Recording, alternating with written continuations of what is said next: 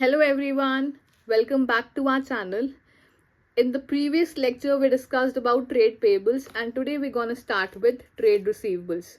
We are on chapter 2 of basic accounting terms of class 11th accountancy. You can see the complete video sets from starting till the end in our playlist. You can check class 11th accountancy in our playlist. You can see all the lectures over there.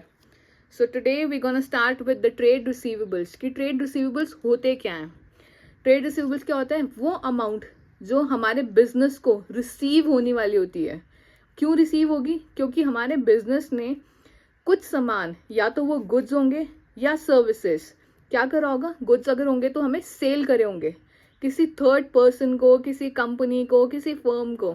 किस पे? उधारी पे. हमारा जो business चल रहा है normal course of business के दौरान भी हमने कुछ सेल ऐसे करी है जो कि क्रेडिट पे करी है. किसी और पर्सन को हमने गुड्स बेचे हैं जो कि क्रेडिट पे है, या किसी और ऑर्गेनाइजेशन और फर्म को हमने सामान बेचा है उधारी पे, या फिर हमने सर्विसेज प्रोवाइड करी है that to on credit. Credit means उधार पे. हमने कोई भी पैसा रिसीव नहीं किया है. हमने क्या कहा उनको, आप अभी सामान ले जाओ, आप इन फ्यूचर हमें पैसा दे देना. तो अब जब भी हम इस बारे में डिस्कस करेंगे तो मतलब हमने क्रेडिट पे अगर कोई भी सामान बेचा होगा तो हमें इन फ्यूचर पैसा मिलेगा. तो वो क्या कहलाते हैं? हमारे ट्रेड रिसीवेबल्स. जब हम ट्रेड कर रहे हैं, अपने गुड्स और सर्विसेज में डील कर रहे हैं और किसी थर्ड पर्सन को हमने क्या करा है, ऑन क्रेडिट वो सामान दे दिया है, तो in future they will be giving us the money. हम क्या करेंगे? रिसीव करेंगे कुछ अमाउंट. तो that is why it is termed as trade receivables. During the trade हमें क्या अमाउंट होगा? अमाउंट रिसीव होगी. और क्यों रिसीव होगी? क्योंकि हमने उनको सामान बेचा होगा या सर्विसेज ये होंगी ऑन क्रेडिट. अब इसके दो क्लासिफिकेशन है. पहला हो गया डेटर्स. डेटर्स कौन हो गए? The term debtors represents those person और firm to whom goods have been sold or services rendered on credit and payment has not been received from them. देखो, वो पर्सन जिनसे हम कुछ पैसा ओ करेंगे, वो लोग जो बिजनेस को पैसा देंगे. बट क्यों देंगे? वो क्यों देंगे? क्योंकि उन्होंने क्या करा होगा, हमारे बिजनेस से पैसा, कुछ सामान परचेज करा होगा. हमारे बिजनेस ने किसी और को कुछ सामान सेल आउट करा होगा. लेकिन किस पे करा होगा? क्रेडिट पे. हमने कहा कि चलो सामान ले जाओ, आपको जितने का भी सामान चाहिए. लेट्स से मेरे बिजनेस है, मेरे बिजनेस में एक पर्सन आया राम, उसने 1000 रुपये का सामान परचेज करा. उसने कहा मैं 2 महीने बाद दे दूंगा. तो मैंने क्या करा, उसे 1000 रुपीज़ का सामान दे दिया और 2 महीने बाद उसने कहा कि पैसा दे देगा.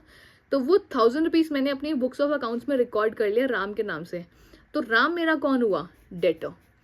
डेटर कौन होता है? वो पर्सन जिसको हम अपने बिजनेस में सामान बेचते हैं उधारी पे, जिसका पैसा हमें इन फ्यूचर मिलेगा. अभी हमें नहीं देके गया वो पैसा, क्योंकि हमसे वो क्या लेके गया? सामान क्रेडिट पे लेके गया. वो इन फ्यूचर आके हमें क्या करेगा? पेमेंट देगा. तो वो पर्सन क्या बन जाता है? हमारा debtor. The person who has not given any amount but has purchase goods from us. हमने उनको क्या करा है? हमारे बिजनेस ने सामान बेचा है.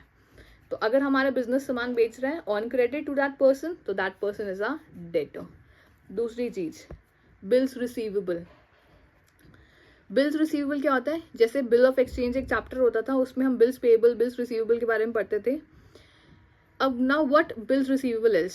अ bill of exchange becomes bills receivable for a person who draws it and gets it back after its acceptance from the drawer. जो बिल बनाएगा, क्या हो गया? एक होता है ड्रॉअर, एक होता है ड्रॉई. तो एक पर्सन बनाएगा बिल और दूसरा पर्सन क्या करेगा? बिल जनरेट साइन करके वापस देता है. तो बिल रिसीवेबल क्या हुआ? जैसे जो सामान बेचेगा उसने बिल बनाया, उसने दूसरे पर्सन को बिल वो दे दिया.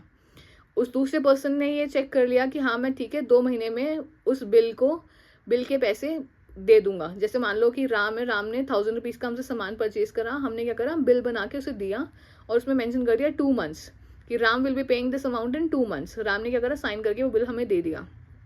तो बिल रिसीवेबल क्या हुआ? एक ऑथेंटिकेशन हो गया, एक एंडोर्समेंट हो गया कि राम हमें पैसा वो कितने टाइम में दे देगा? 2 महीने में. That he will be giving us that particular money with in 2 months. तो जब हमें पैसा रिसीव होना है, उसका कोई ऑथेंटिकेशन है. बिल ऑफ एक्सचेंज ड्रॉ हो गया, डेटर ने एक्सेप्ट कर लिया, साइन करके वापस दे दिया, तो उसको क्या कहते हैं? Bill receivable. ये एक रिटन डॉक्यूमेंट होता है. डेटर खाली इंडिविजुअल हुआ जिसने सामान परचेज करा था, हमने जिसको सामान बेचा, उस पर्सन ने हमसे सामान परचेज करा क्रेडिट पे, हमारे बिजनेस ने क्या करा, सेल करा क्रेडिट पे उस पर्सन को, तो वो हमारा डेटर बन गया। लेकिन अगर हमने रिटर्न ऑथेंटिकेशन ले लिया, एक बिल बना के साइन करवा के ले लिया कि इतने टाइम पीरियड में वो हमारा पैसा दे देगा, तो उसे क्या कहते हैं, बिल रिसीवेबल, क्योंकि हमें क्या पैसा क्या मिलेगा, पैसा रिसीव होगा थ्रू दैट बिल। उसमें क्लियर फीचर ये होता है कि उसमें टाइम पीरियड मेंशन होता है। ज़्यादातर जो बिल रिसीवेबल होते हैं मैक्सिमम 3 मंथ्स के लिए होते हैं। तो हम क्या करते हैं, उस बिल को बना लेते हैं, अप्रूव करवा लेते हैं उस पर्सन से सिग्नेचर्स के through, and we keep it with us. जब वो पैसे देके आएगा तो हम उसको बिल रिटर्न कर देते हैं। तो बेसिकली ट्रेड रिसीवेबल्स क्या हो गए, उसके 2 बाइफर्केशन हो गए, डेटर्स और बिल रिसीवेबल। ट्रेड रिसीवेबल मतलब पैसा जिनसे रिसीव होना है। क्यों रिसीव होगा, क्योंकि हमने उनको सामान बेचा होगा, सेल्स करी होगी, चाहे वो सामान होगा या सर्विसेज रेंडर करी होंगी on credit during the course of our business, और इन फ्यूचर हमें क्या मिलेगा, पैसा मिलेगा। That's it for today.